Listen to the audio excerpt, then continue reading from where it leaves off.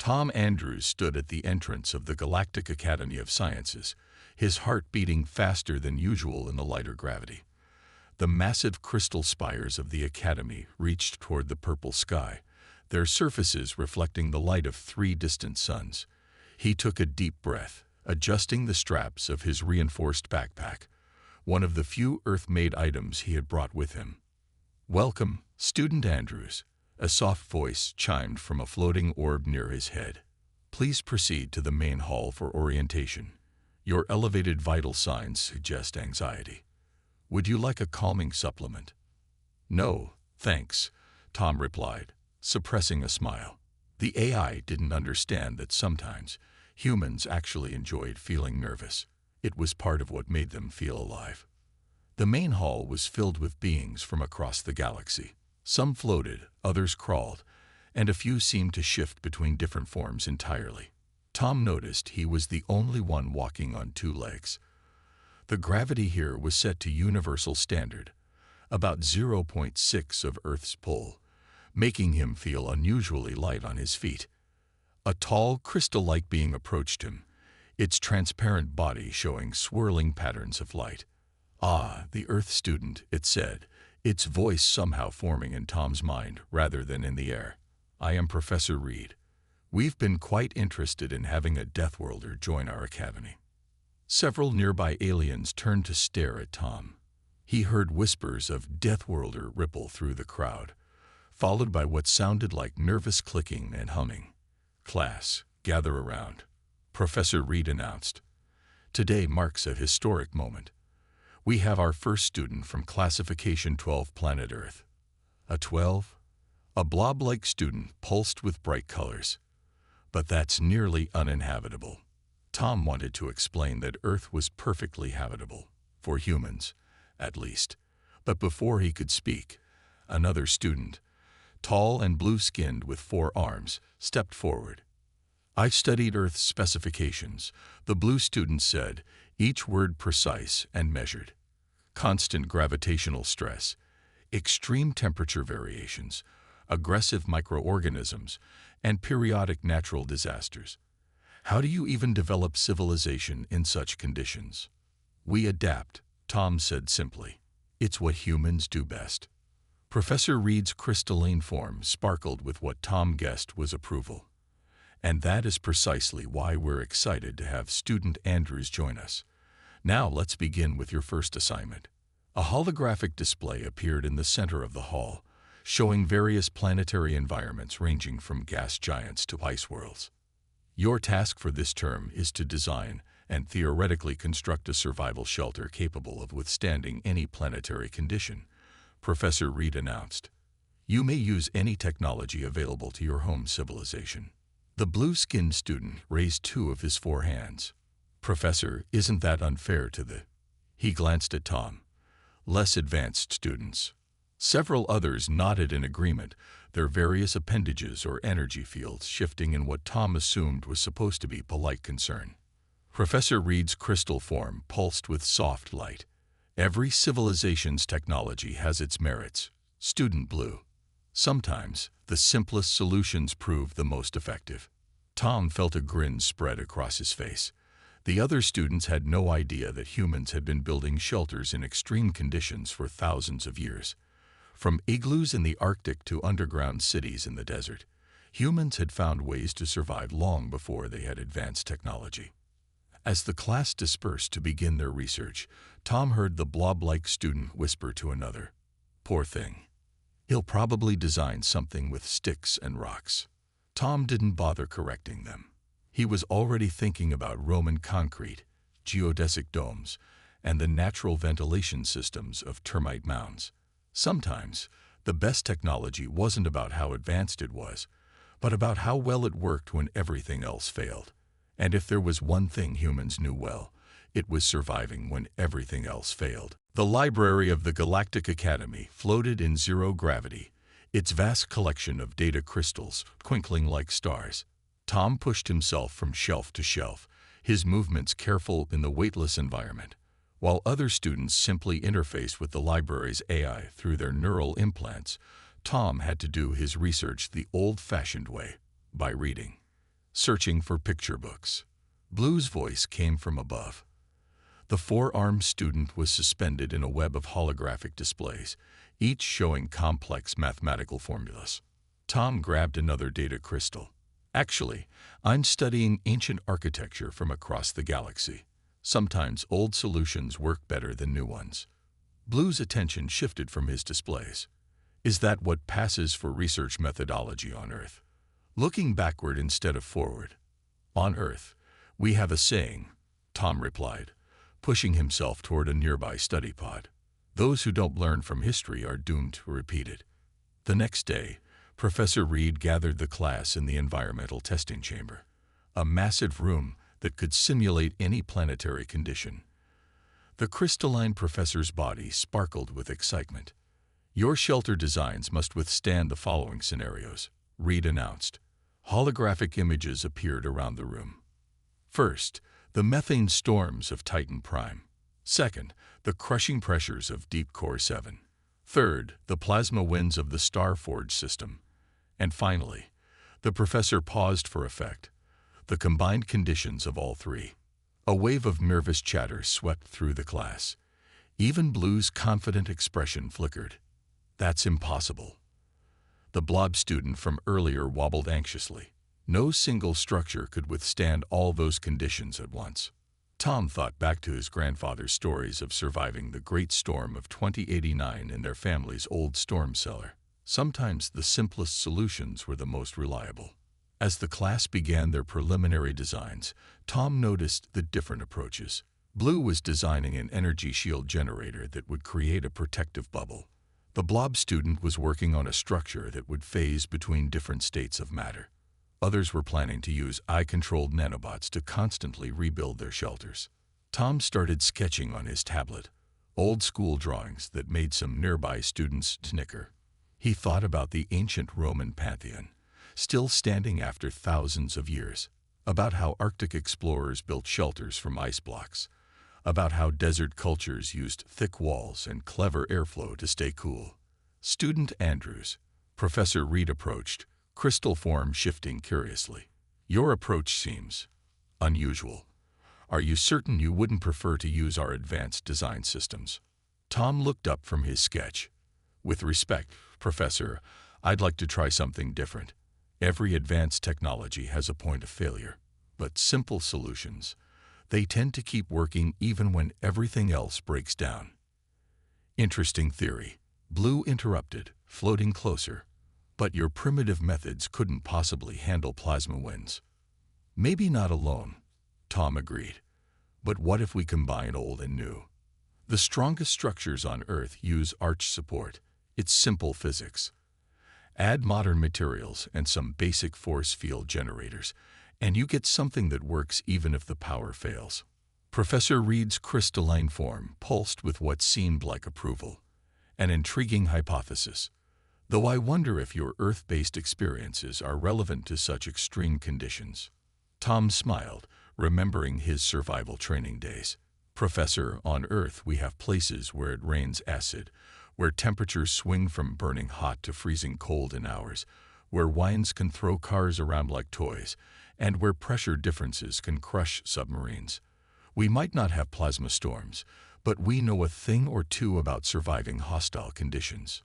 The class fell silent, many students now looking at their complex designs with newfound uncertainty.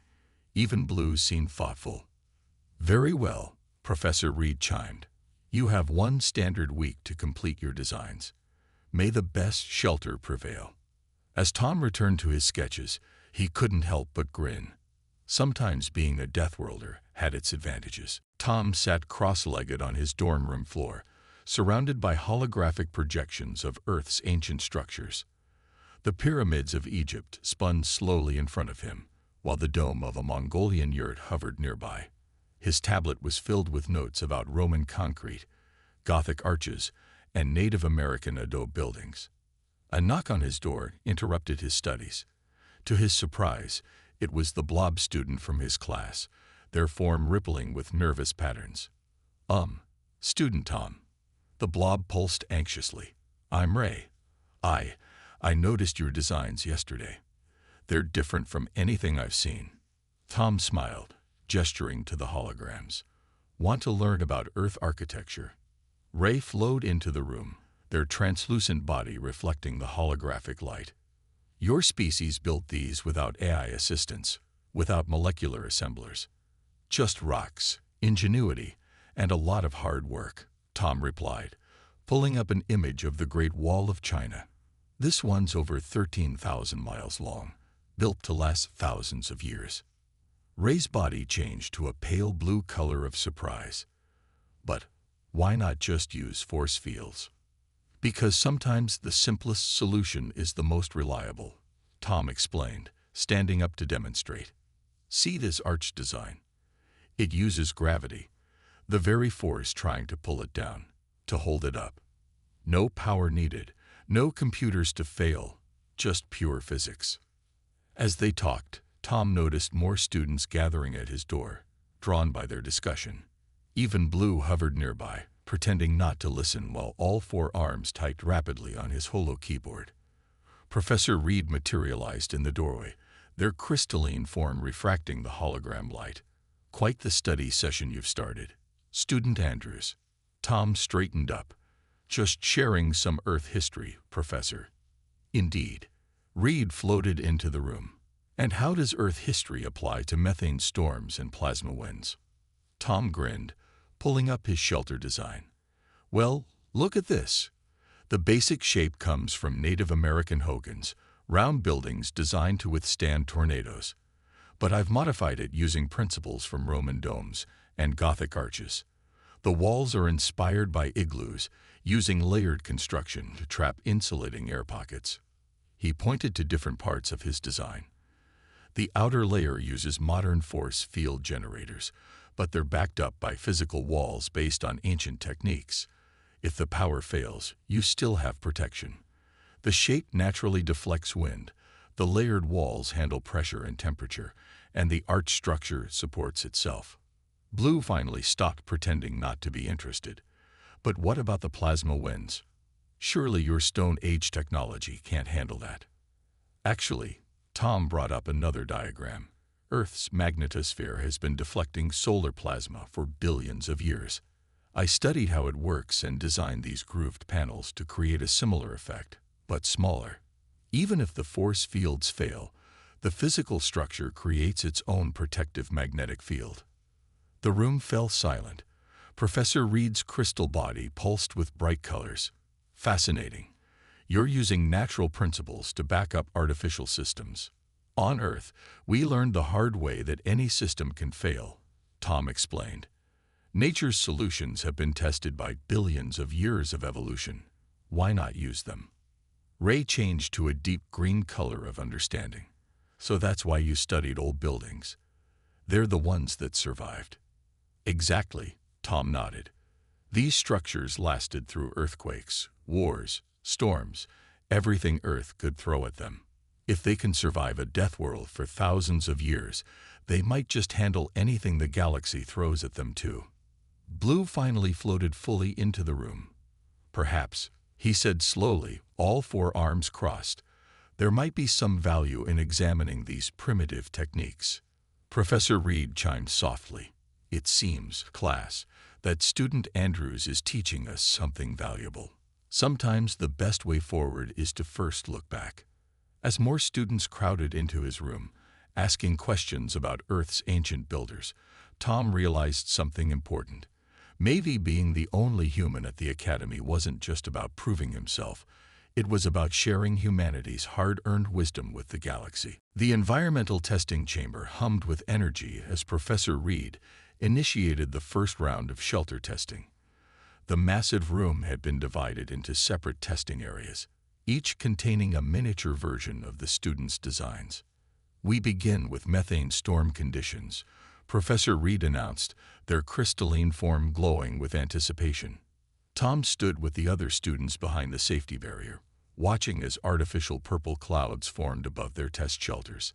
His design looked strangely simple next to the others, a dome-shaped structure with layered walls, while his classmates had created shimmering force fields and structures that seemed to bend reality itself. Blue's shelter generated a beautiful rainbow-colored energy shield. "Simple physics," he said proudly, all four arms crossed. "The energy field automatically adapts to any atmospheric condition." The storm began. Methane rain pounded down as winds reached supersonic speeds. Blue's shield sparkled brilliantly, while Ray's blob-inspired design shifted and flowed with the wind. Tom's physical shelter stood silent and solid, its grooved outer surface channeling the wind around it just as he had planned. Then came a sound like breaking glass. One of the high-tech shelters had failed completely, its energy matrix collapsing under the strain. Then another went down, its AI systems overwhelmed by the extreme conditions. Students gasped as their advanced designs began failing one after another. "Fascinating," Professor Reed chimed. "It seems the power requirements were higher than expected. Let's increase the storm intensity." The winds grew stronger.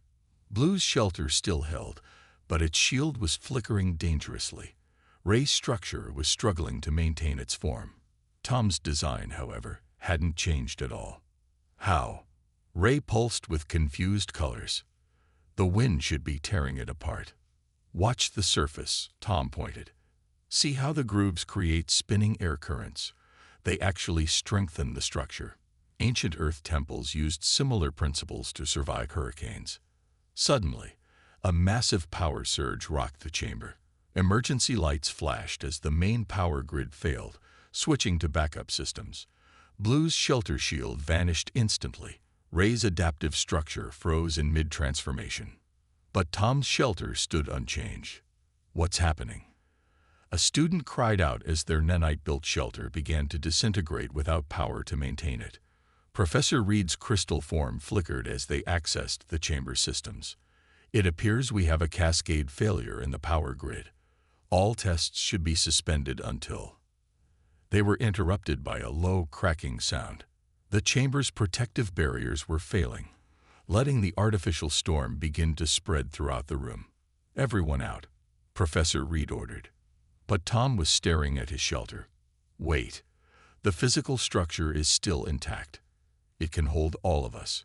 Students hesitated until a piece of equipment went flying past their heads.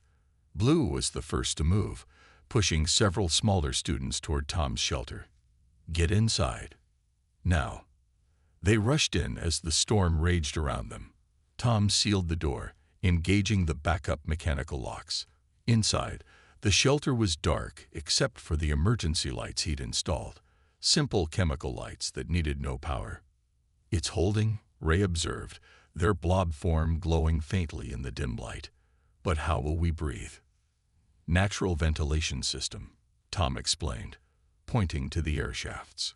"Based on wind towers from ancient Persian architecture, the storm's own force creates air circulation." Blue examined the walls with all four hands. "These patterns, they're generating a magnetic field without power." "Like I said," Tom smiled. "Sometimes simple is better." Through the small observation window, they watched as the storm slowly died down. Professor Reed finally managed to restore the chamber systems, and the emergency ended. As they emerged from Tom's shelter, they found most of the other designs had been completely destroyed. Professor Reed's form sparkled with excitement. "Student Andrews, it seems your primitive approach has proven rather advanced. Perhaps we all have something to learn about the value of reliable simplicity." Tom looked at his shelter, still standing strong among the wreckage of advanced technology. "On Earth, we have another saying. Any technology advanced enough to be unreliable isn't advanced enough." Blue placed one of his four hands on Tom's shoulder. "I believe, my Deathworlder friend, that we have severely underestimated your species' wisdom." The day after the testing chamber incident, Tom found himself surrounded by curious students in the Academy's common area. His tablet displayed images of Earth's most extreme environments as he explained how humans had learned to survive in them. "This is Death Valley."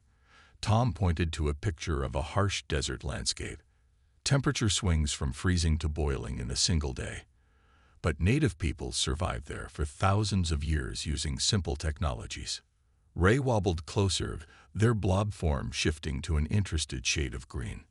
How did they handle such temperature changes without thermal regulators? Underground homes, Tom explained, showing another image. Earth itself keeps a steady temperature.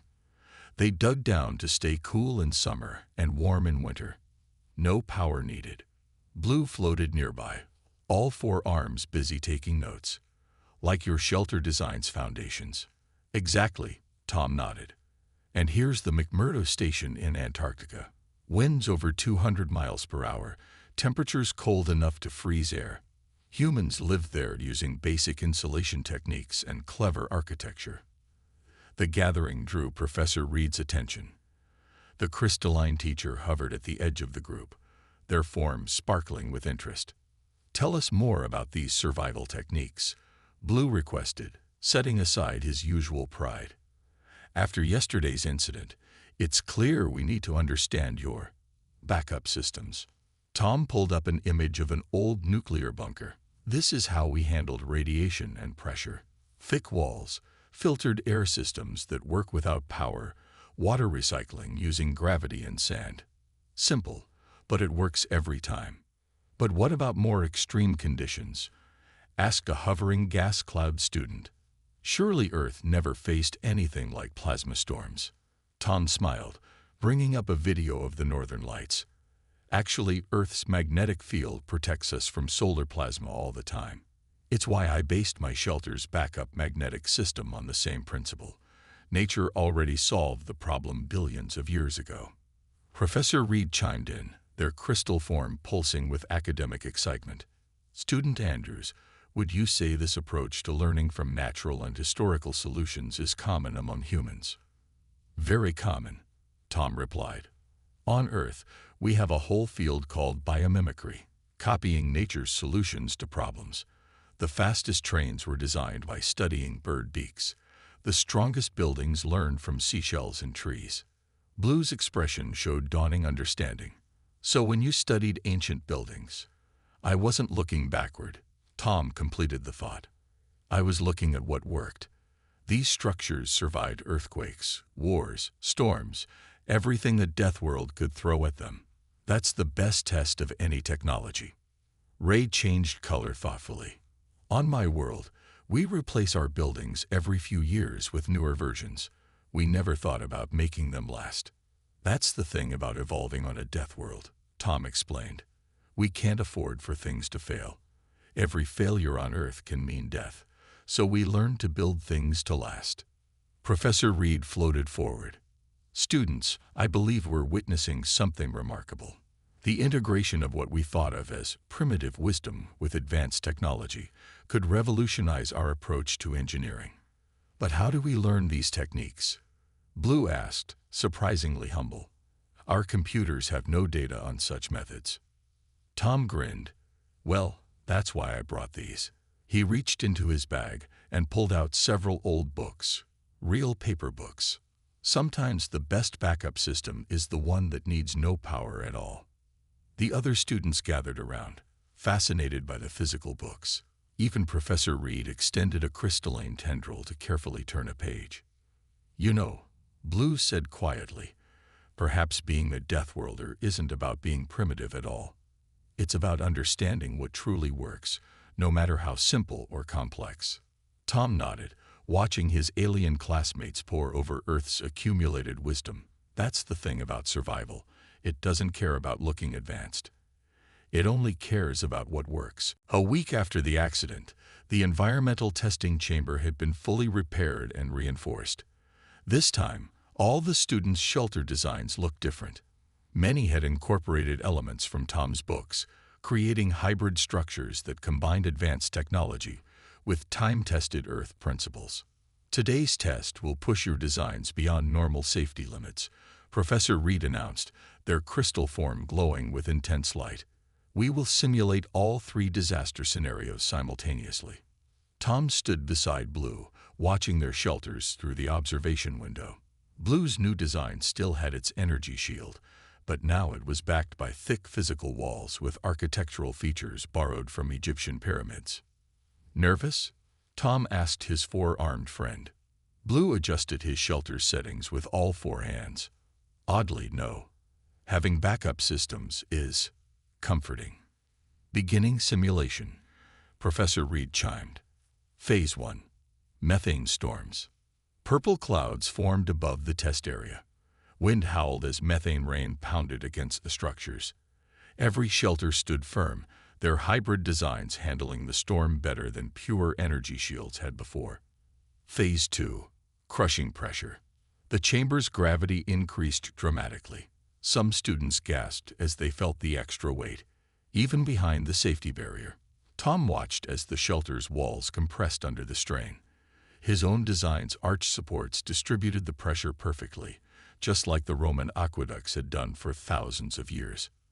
Ray's new shelter, inspired by both their blob-like nature and Earth's geodesic domes, flexed but held strong. The triangulated support system works. They pulsed excitedly. Phase 3. Plasma winds. This was the moment of truth. Streams of superheated plasma filled the chamber, their brilliant light forcing everyone to activate their eye protection. The combined assault of all three conditions created chaos in the testing area. Power fluctuation detected. Professor Reed warned. Backup systems engaging. Tom held his breath as he watched the shelters.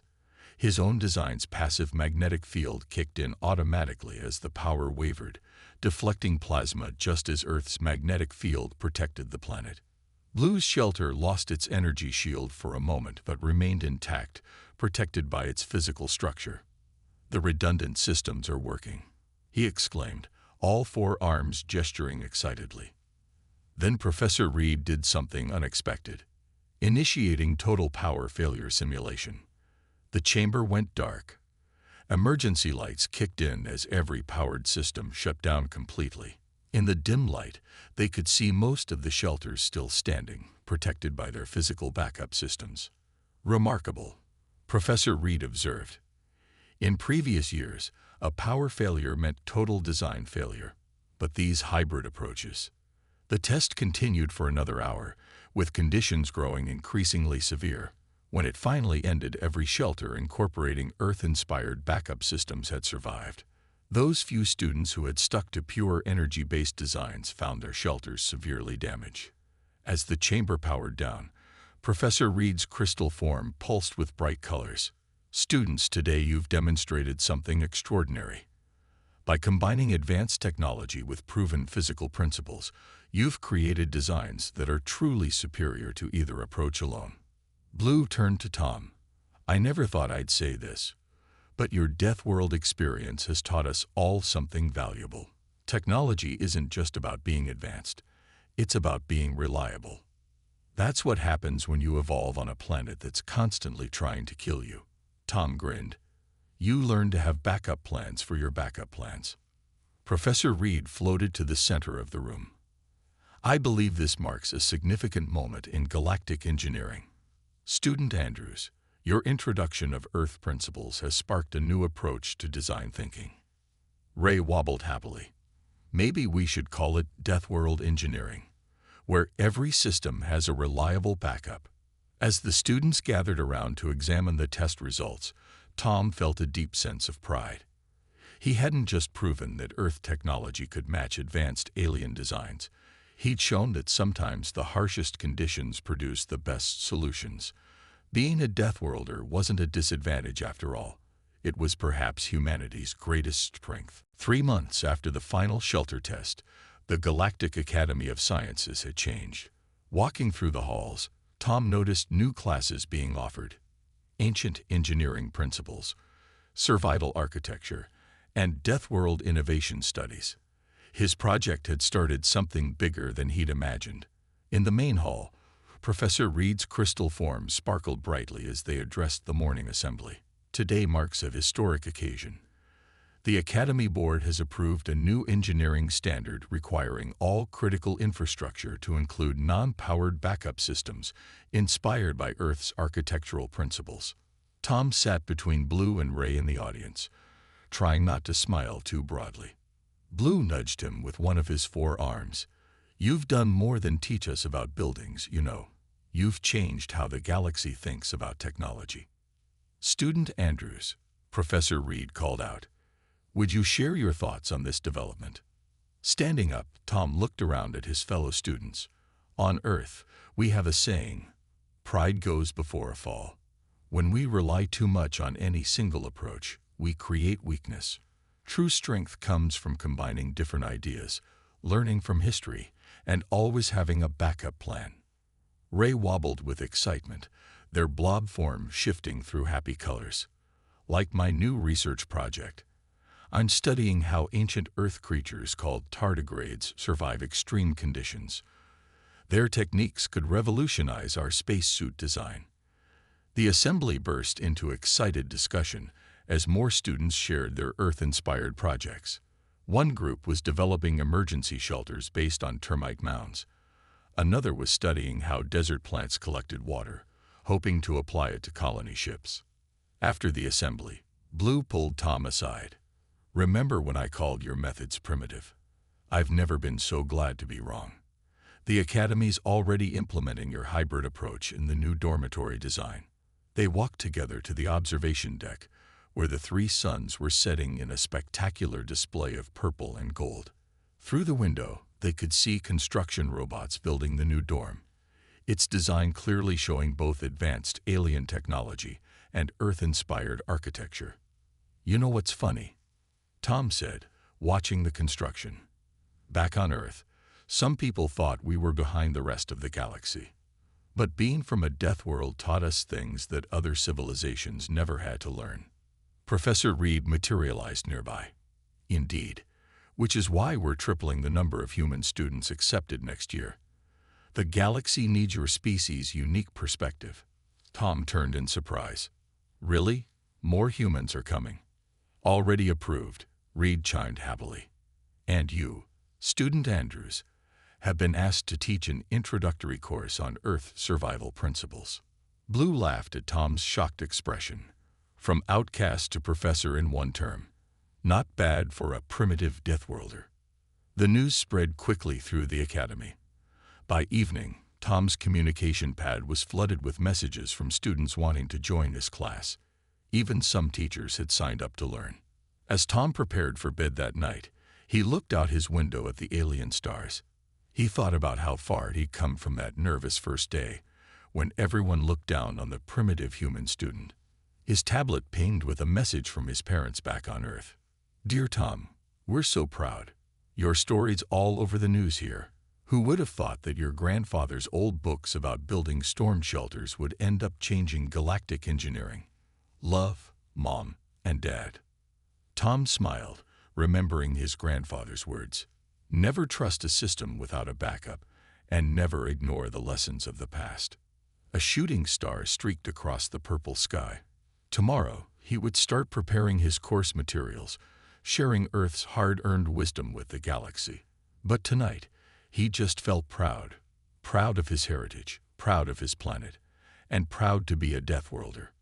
After all, it turned out that sometimes the harshest teacher gives the most valuable lessons, and Earth, their beautiful, terrible, wonderful Deathworld, had been teaching humanity since the very beginning.